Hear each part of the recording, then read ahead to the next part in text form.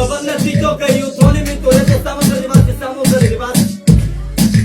Не съм аз, с двама трима мои познати преди това обаче правим ръки и салати. Дискотеката е пълна с майки са пътичи куди. Заговори се с ната, тя поиска да се путре на чертаки линия, а тя извади месечачка.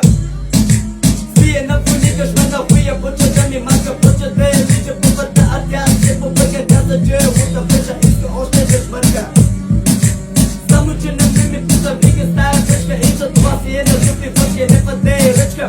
Всичко мине, както трябва, взех си малка водка, даже само че оказа се, пучката е имало гаче. Метъри 90, 130 килограма, викам си сега ето, ева, моята мама. Моите приятели си тръгнаха отдавна, ора викаш ми се чупя и въмето се напана. Аз запаля и се търпим да ме няма, и тръгнете започва. Лъва на тиктока.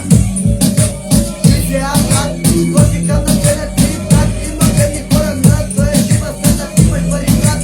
И се чувства великат, ама няма да се мърда тука пред мен. И пред горето си капана жива на това брат. Ей, брат, чуй, този кам брат.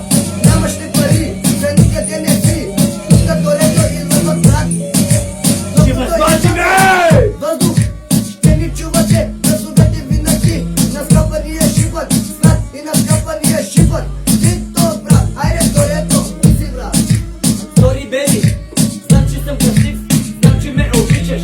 Аз ти дърваш, не съм ме левиче, идвай да му опиташ.